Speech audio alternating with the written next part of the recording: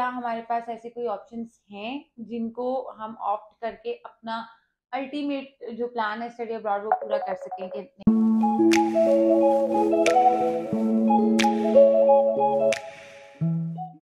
Assalamu alaikum. This is Amaima Iftikhar, Chief Executive Officer and founder of Upmart. And in this video, we are going to discuss about cheapest option around the globe. There are many students who plan study abroad, but unfortunately, due to certain reasons, due to certain limitations, they are unable to proceed further.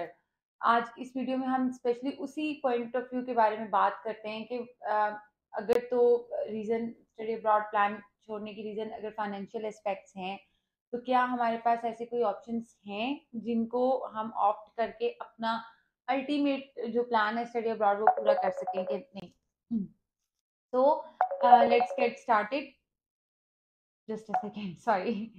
So let's get started. सबसे पहले हम पहले ही देख लेते हैं कि cheapest होता क्या है, लाइक अफोर्डेबिलिटी के पॉइंट ऑफ व्यू से या चीपेस्ट ऑप्शंस के पॉइंट ऑफ व्यू से क्या है, इसकी डेफिनेशन क्या है।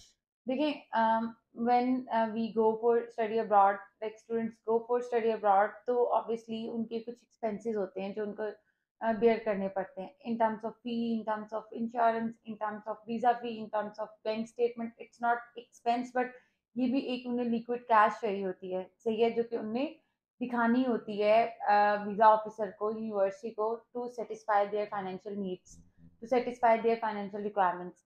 इन दिस रिगार्ड उनकी जो ये पूरी अगर हम क्यूमुलेटली देख लें तो उनका एक्सपेंस अच्छा खासा बनता है, ठीक है।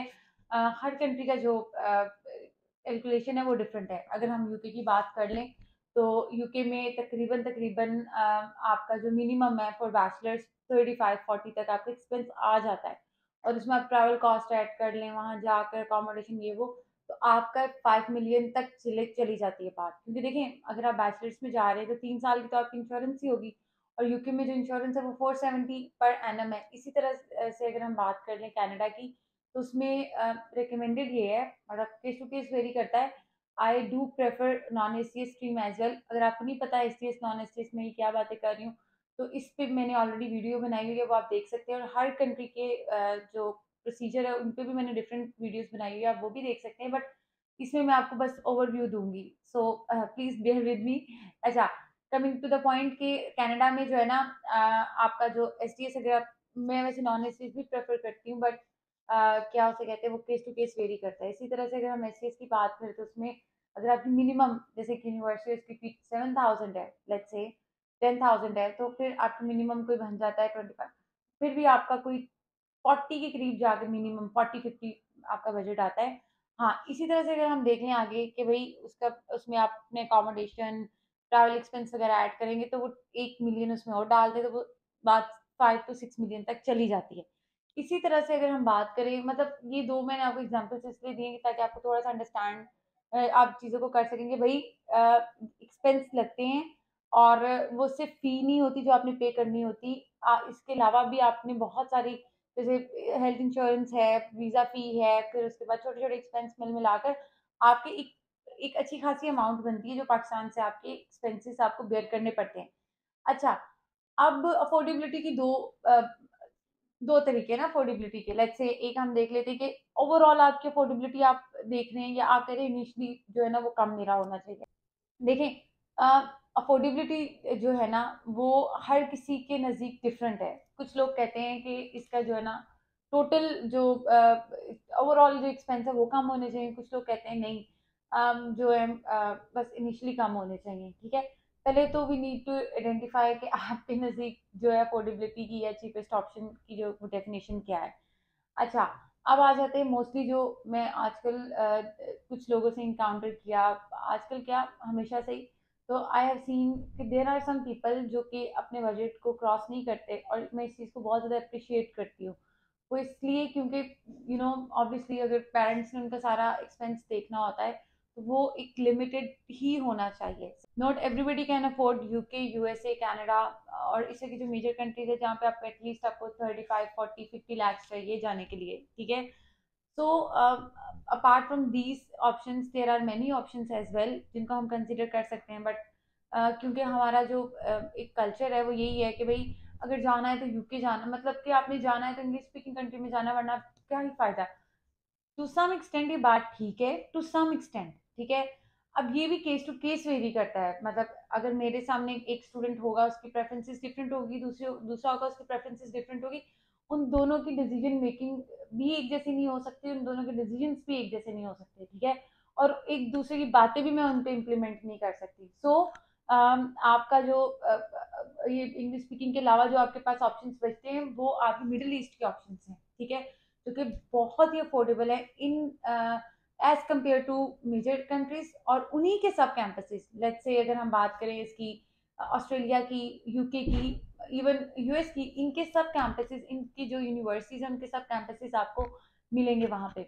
अच्छा, अब जो पॉपुलर डेस्टिनेशन हैं those are Dubai and Malaysia, ठीक है, जिन जहाँ पे आपको सब कैंपसेस मिलेंगे टॉप यूनिवर्सिटीज के, रसल ग्रुप यूनिवर्सिटीज के, प्लस इसके ग्रुप ऑफ 8 के। ऑल्सो अगर हम बात करें उसकी इसके अलावा कौन सा ऑप्शन है apart from Malaysia and Dubai, वो आपके पास साइप्रस है, ठीक है।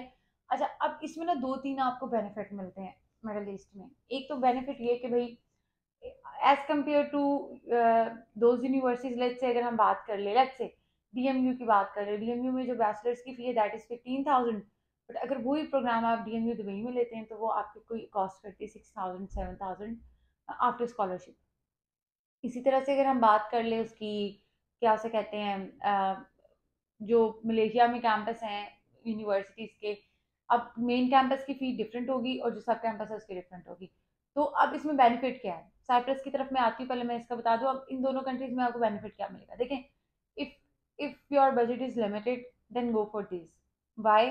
बिकॉज आप एटलीस्ट बैचलर्स यहाँ करके ही जा सकते हैं, ठीक है। अगर बैचलर्स करके नहीं जाएंगे तो कोई मसला नहीं। इसको दूसरी तरफ से अगर हम देख लें कि भाई आपने 1 साल यहाँ पढ़ना है, 2 साल पढ़ना है, आपने टॉप वहाँ जाके कर लिया, ठीक है। अब मास्टर्स के लिए जा सकते हैं, ट्रांसफर करा सकते हैं। नहीं भी जाना, लेट्स से कि आपने इन्हीं उन्हीं वो सब कैंपसेस से ही अपनी डिग्री कंप्लीट कर ली, तब भी ये आपके लिए सबसे बेस्ट होगा, क्योंकि आपकी ओवरऑल कॉस्ट बहुत कम आएगी और आपके पास अल्टीमेटली डिग्री भी उसकी ही होगी, इंटरनेशनल जो उनकी यूनिवर्सिटी है, जो मेन कैंपस है। ऑब्वियसली डेफिनेटली अगर आप डीएमयू बेशक सब कैंपस में भी हो तो डेफिनेटली डिग्री तो आपको डीएमयू की मिलनी है। अच्छा, इसके अलावा अगर हम साइप्रस की बात कर लें तो साइप्रस में भी आपकी जो कॉलेजेस की एवरेज फी है दैट इज 5,000 अराउंड, ठीक है, यूरो। अब इन तीनों कंट्रीज में दो तीन एज है, ठीक है।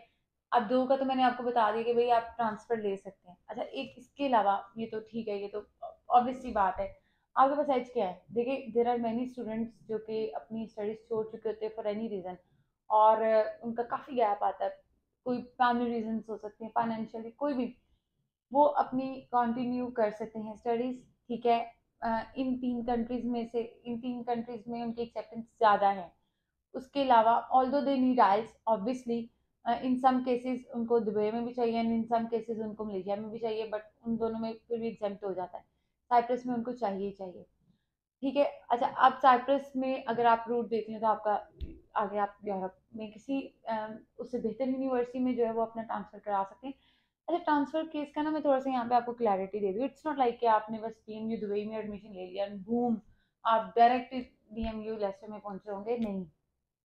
इसका ना जो क्लैरिटी है उसको इस तरह से आप देख लें कि देखें, आपके सर्कमस्टांसिस चेंज हो जाते हैं, ठीक है। अब आपकी वैल्यूएशन जब होती है तो उसमें आपकी प्रोबेबिलिटी ज़्यादा हो जाती है आपको मेन कैंपस में जाने के लिए, या अगर, क्योंकि कुछ बच्चे होते हैं ना जैसे ऑस्ट्रेलियन जिन्होंने जाना होता है और उनका गैप होता है या रिजेक्शन होती है, कोई इस तरह का कोई सीन होता है, तो वो कहते, उनको लगता है कि बस ठीक है, अगर मैं लेट्स से वॉलंगोंग में जाऊंगा तो वॉलंगोंग उसके सब कैंपस में जाऊंगा तो बस फिर ये वॉलंगोंग पे फर्ज है कि उन्होंने मुझे लेके जाना है उस पे अपने मेन कैंपस में। ऐसा नहीं, आपकी वैल्यूएशन होगी आपकी फाइनेंशियल एस्पेक्ट से भी, आपके एकेडमिक एस्पेक्ट से भी, आपके हर एस्पेक्ट से, लेकिन उसमें प्लस पॉइंट ये होता है कि आपके सर्कमस्टांसिस चेंज हो चुके होते हैं।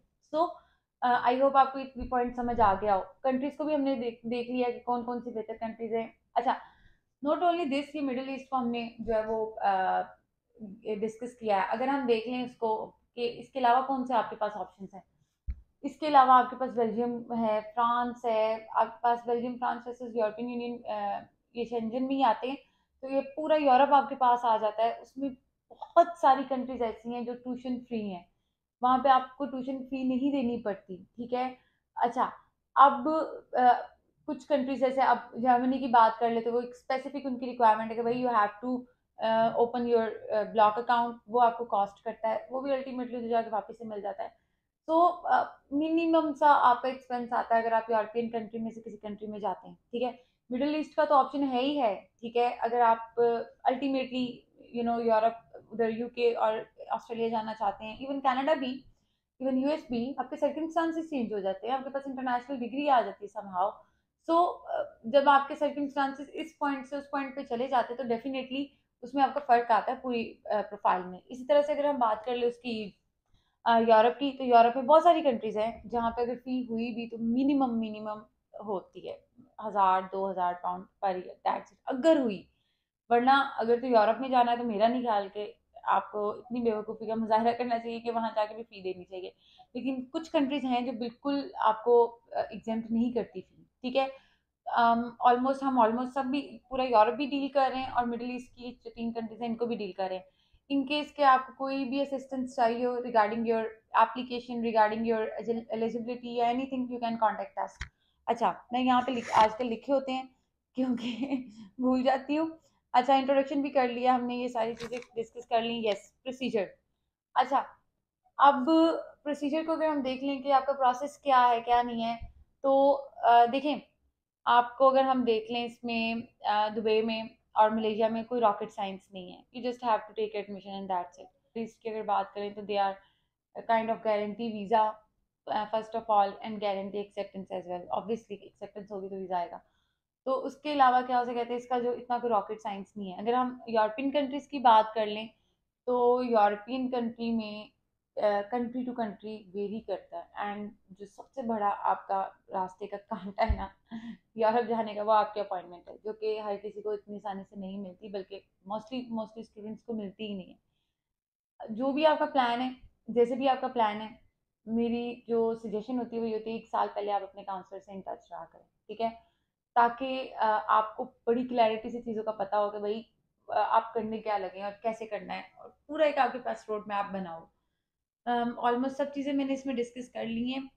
मिनिमम कॉस्ट कहीं ना कहीं, अगर अगर हम यूरोप की बात कर लेना, यूरोप में अगर आपकी फ़ी नहीं भी है तो अपफ्रंट कुछ ना कुछ आपको वीज़ा फ़ी, इंश्योरेंस, ट्रैवल एक्सपेंस ये आना ही आना, तो उसमें आप मार्जिन रखा करें कि भाई आप ये नहीं कि बिल्कुल ही आपने बस यहाँ से उठ के उधर चले जाना है, it will cost you for sure. उसके अलावा मिडिल ईस्ट में तो ऑब्वियसली ये जो मैंने बताया, आप यू हैव टू पे ट्यूशन फी एंड ऑल, तो उसमें आपका तकरीबन एवरेज अगर देख ले 10 to 20 lakhs, that's it. Initially मैं बात कर रही हूँ, एनुअली बात नहीं कर रही, ठीक है।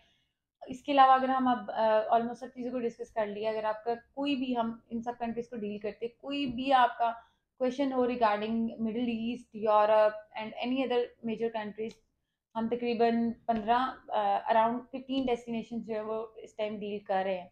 तो आपको ये नहीं कहना पड़ेगा अगर हम पाक में जाते हैं तो वो यूके भेज देते हैं। It's on you. आपने जहाँ पे कहना है हमने वहाँ पे प्रोसेस करना है। आप पाकिस्तान में कहेंगे हम वहाँ पे भी कर देंगे, नॉट रियली, लेकिन यस वी कैन।